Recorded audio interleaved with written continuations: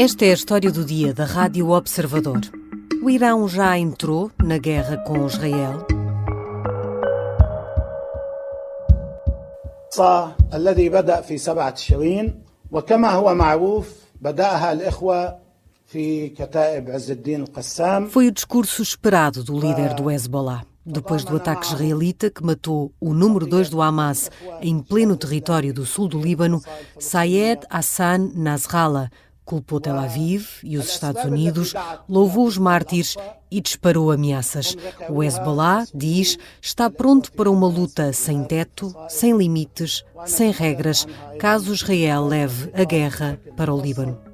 Mas, tal como o Irão, o principal apoiante da organização terrorista, estará mesmo?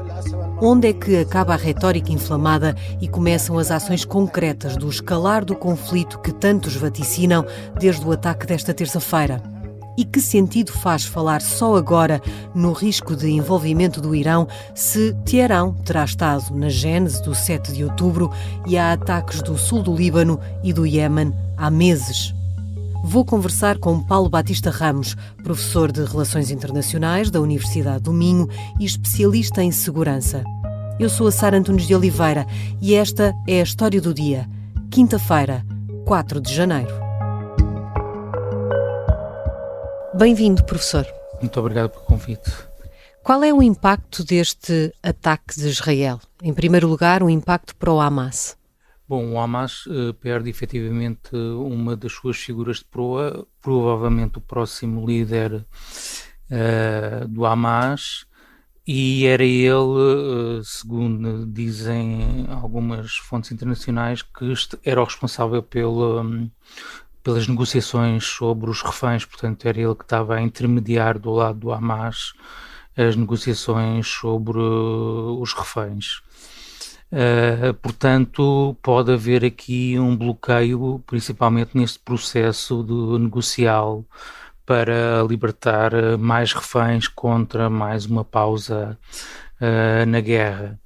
E é também um passo importante num objetivo fundamental que tem sido repetido por Benjamin Netanyahu e por Israel, de destruir o Hamas como o objetivo principal desta invasão a Gaza? Sim, ao fim e ao cabo era isso que eu ia dizer. De resto, isto é o normal, é aquilo que faz parte da estratégia israelita de assassinatos seletivos, aqueles que eles chamam assassinatos seletivos, que é decapitar, digamos assim, as organizações terroristas que são uma ameaça direta ao Estado de Israel, aos territórios de Israel, nomeadamente o Hamas e também os líderes do Hezbollah. Portanto, isso é uma estratégia permanente, constante, e que agora, obviamente, foi mais desenvolvida, foi incrementada por causa do ataque do Hamas a 7 de outubro. E há um impacto mais alargado pelo facto de ter sido feito este ataque em território libanês e não já dentro da faixa de Gaza, onde estão concentrados, por assim dizer, os atos mais centrais desta guerra? Sim, não.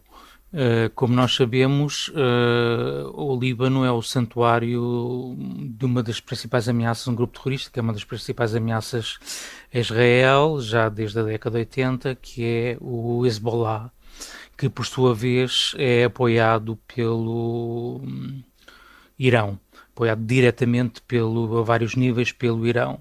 E realmente foi precisamente no sul de Beirute, que é a zona que o Hezbollah controla, portanto o bairro situado a sul de Beirute, que este indivíduo foi abatido num ataque de elevadíssima precisão. Portanto, eles tinham informações de intelligence muito precisas, provavelmente fontes humanas, escolheram muito bem o tipo de armamento, tudo foi muito bem planeado, porque como nós vimos nas imagens, há apenas 2 andares, se não estou em erro, que são destruídos, o resto do edifício ficou impecável. Portanto, foi precisamente a divisão onde ele se encontrava, este líder do Hamas, que pode-se dizer que é um dos líderes de topo, juntamente com o Deif, são os 2 líderes de topo do Hamas, este fora da faixa de Gaza, o Sinwar dentro da faixa de Gaza, e portanto foi um ataque de altíssima precisão poderá efetivamente haver alguma, pelo menos,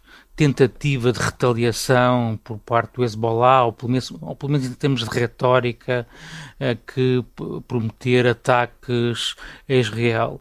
Mas na realidade este tipo de ataques são relativamente comuns, realizados por Israel, não só no Líbano, como na Síria. Lembramos que ainda há poucos dias foi também, através de um assassinato seletivo, abatido um general da Guarda Revolucionária Islâmica do Irão, que, enfim, era o responsável, digamos assim, pela logística do Irão, por fazer chegar a logística do Irão à Síria e ao Líbano, ao Hezbollah, precisamente, e, portanto, também ouvimos muitas promessas de retaliação por parte do Irão, e vamos responder, etc., e depois, no final, acabamos por não ver nada. Portanto, eu também aqui não estou em crer que vá acontecer nenhuma retaliação especial por causa deste tipo de ataque. Isto apesar do Hezbollah ter vindo dizer, esta quarta-feira, que está com mais coragem do que nunca, mais forte do que nunca, para entrar numa guerra, apesar de se distanciar ainda assim daquilo que aconteceu a 7 de outubro. Esse tem sido o discurso do Hezbollah e até um pouco do Irão desde o 7 de outubro. Portanto, sempre muito ofensivos ou inflamados em termos de retórica, que agora que eles vão atacar e que agora é que vai acontecer, mas depois tudo aquilo acaba num bluff. Lembro-me que o próprio líder do Hezbollah já fez 2 discursos após o 7 de outubro, alimentando sempre grandes expectativas quanto ao resultado desses discursos, e depois no final a montanha acabaria por parir um rato. E eu penso que o que vai acontecer vai ser exatamente a mesma coisa.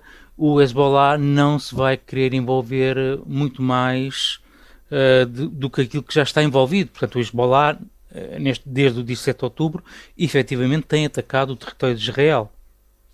Só que são ataques esporádicos, mas já morreram centenas de elementos do Hezbollah desde o dia 7 de outubro por causa de ataques de retaliação da parte de Israel no Líbano.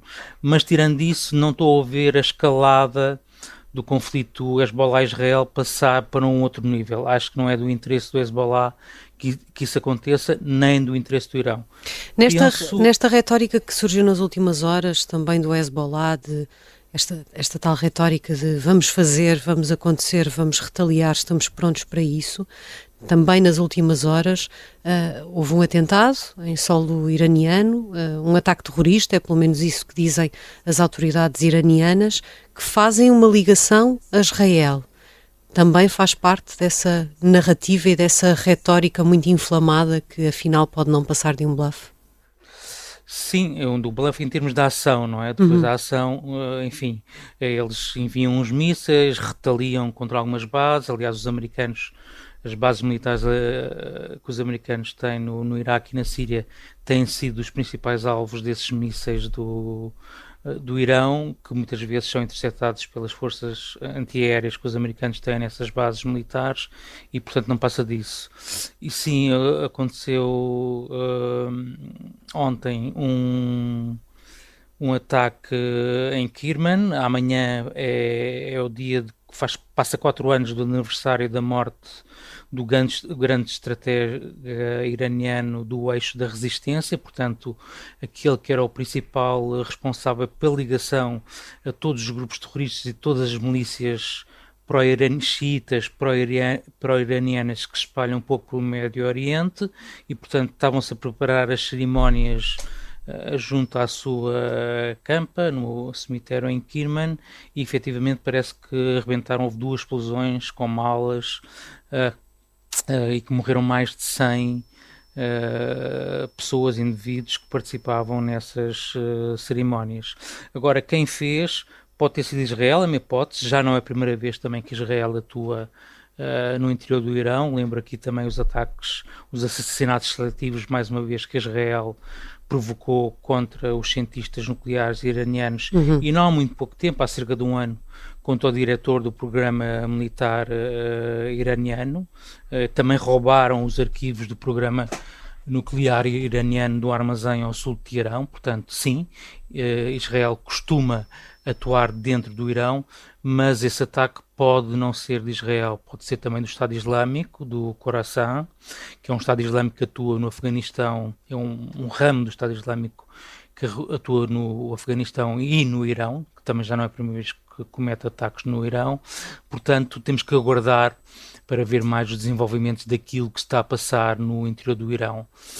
Só para terminar esta parte quanto à política interna do Irão, de relembrar que desde o assassinato da Mahsa Amini, que aconteceu no final de 2022, que o Irão tem estado a viver ciclos de instabilidade. Portanto, temos estado a assistir... Interna.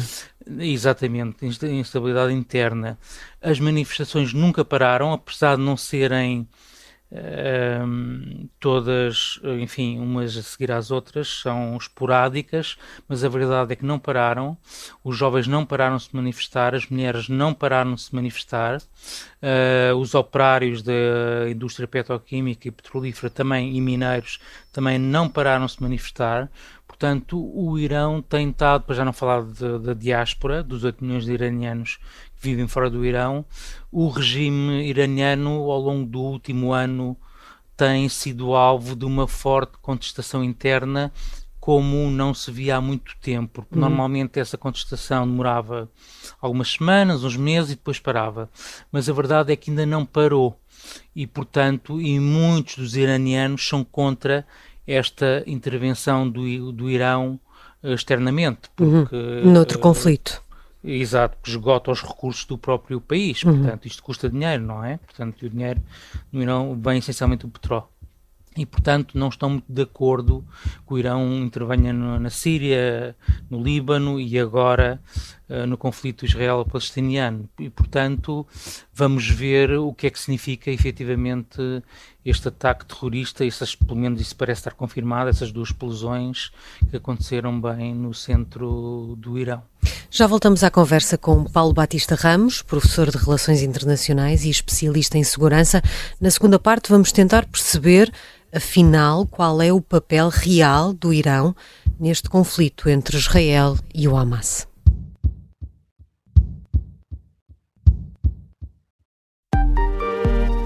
Estávamos na brincadeira e ele, de repente, conta-nos que ia desviar um avião.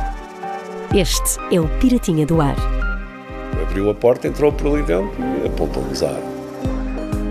Uma série para ouvir em 6 episódios que faz parte dos Podcast Plus do Observador. É narrada por mim, Margarida Villanova, e a banda sonora original é de David Fonseca. Os Podcast Plus do Observador têm o apoio da Onda Automóveis. Estamos de regresso à conversa com o professor Paulo Batista Ramos. Professor, nas horas que se seguiram ao ataque de Israel no sul do Líbano e ao anúncio da morte do número 2 do Hamas, avolumaram-se as reações que apontavam para um previsível escalar do conflito. Essas reações, aliás, ainda continuam. Mas é justo dizer que Hezbollah, Irão, estavam até agora completamente arredados deste conflito e só com esta ação de Israel é que parece que quase que foram forçados a entrar? Não, eu não concordo com essa análise. Efetivamente, desde o início, pelo menos desde o dia 7 de outubro, para não dizer antes, que o Irão e o Hezbollah estão envolvidos direta e indiretamente no conflito. Como acabei de dizer, tem havido trocas como se costuma dizer, trocas de tiros de alguns disparos mísseis no norte de Israel, entre o Hezbollah e as forças de defesa de Israel, que já levaram à morte de centenas de mártires, como eles dizem, do Hezbollah. E o Irão tem estado a fomentar algumas milícias pró-xiitas, por exemplo, no Iraque, também a levarem a cabo alguns ataques aqui, principalmente contra alvos norte-americanos. Há desde logo a suspeita de que todo o ataque de 7 de outubro, que iniciou tudo isto que temos vindo a ver nas últimas semanas, tenha sido preparado pelo Hamas precisamente sob a direção do Irão. Esta ideia de que o Hamas sozinho não teria capacidade para fazer o que fez a 7 de outubro. Sim, eu acredito que sim, nessa análise há vários indícios, aliás, que confirmam essa análise. A sofisticação do ataque, a preparação do ataque, o planeamento, enfim, até a própria rede de túneis, tudo isso teve por trás não só o financiamento, como conhecimentos técnicos de engenharia e o fornecimento de armamento e de fabricação de armamento por parte do Irão. E isso não é negado nem pelo próprio Hamas, nem pelo próprio Irão. Obviamente que o Hamas ficou um pouco chateado quando agora, há poucos dias também, alguns militares, um general mais concretamente iraniano, vinha declarar que foram eles que tiveram a ideia do ataque e foram eles que estavam por trás do ataque. Acho que isso é ir um pouco longe demais, é abusar, é estarem a querer tomar os créditos realmente daquilo que não fizeram.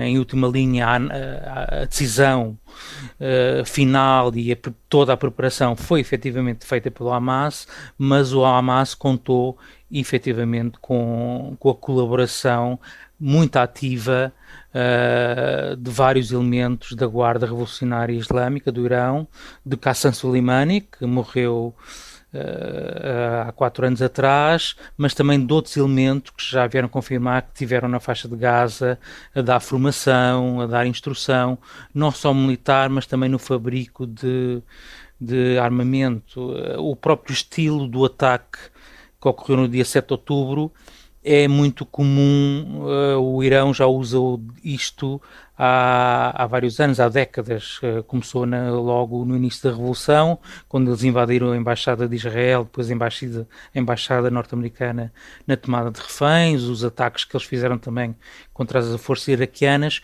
Portanto, digamos uma que a assinatura. Exatamente, a assinatura do Irão está um pouco por todo lado e eles não escondem isso. Acho até que o Hamas ficou um pouco, não sei como é que é dizer, um pouco triste, para não dizer revoltado, pelo Irão e o Hezbollah, depois do dia 7 de outubro, não terem reagido mais fortemente.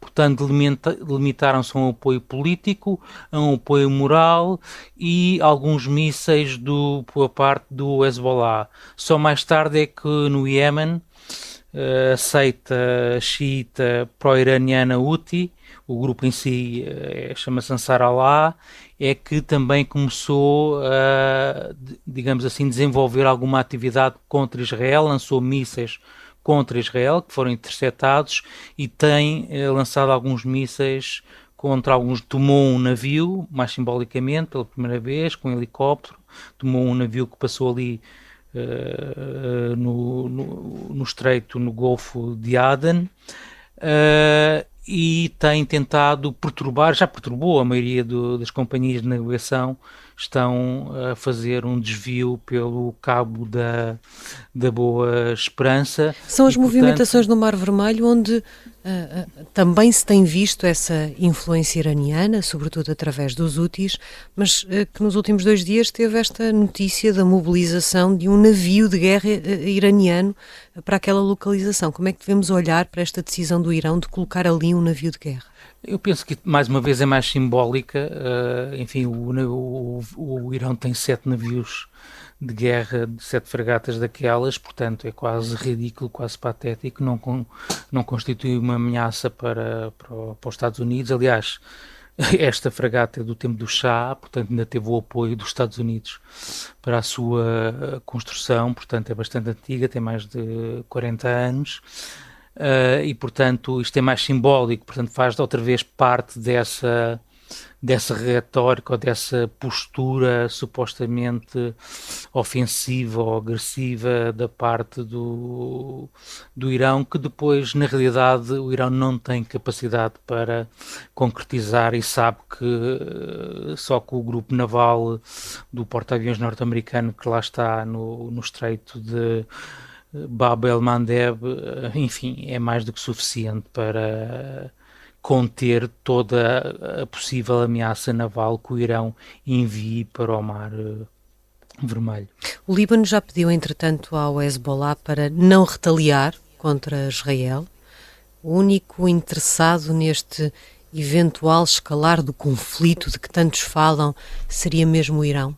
Eventualmente, talvez o Hamas esperava que o Irão e o Hezbollah fossem atrás deles no dia 7 de outubro. Que esse escalar tivesse sido mais rápido. Exatamente, que tivesse sido mais rápido, mais cedo e tivesse sido real, inclusive na Cisjordânia, portanto na margem ocidental, que houvesse aí efetivamente um escalar de tensões militares, bélicas, sobre o Estado de Israel, e isso não aconteceu. E, portanto, o Hamas, neste momento, encontra-se sozinho na faixa de Gaza a combater, efetivamente, a maioria das forças armadas israelitas. E, portanto, Israel não tem desviado muitas forças para o Líbano, nem para outras frentes, apesar de estar consciente que essas frentes de batalha existem.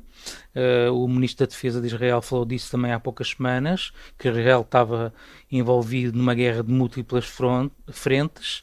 Essas frentes de batalha existem, mas, sinceramente, até agora não têm estado muito ativas, não têm sido suficientemente fortes ou intensas para que Israel desvie para recursos militares para essas outras frentes, que é para a frente sul, na direção do Iémen. O Iémen está a mais de 2.000 km de Israel, portanto nem o Iémen tem mísseis suficientes para atacar o Estado de Israel, e Israel tem um sistema antimísseis também de longo alcance que se chama SETA, juntamente com o tal cúpula de ferro, que serve precisamente para conter mísseis que vêm do Iémen ou que poderão vir do Irão, etc. Portanto, mísseis de longo alcance.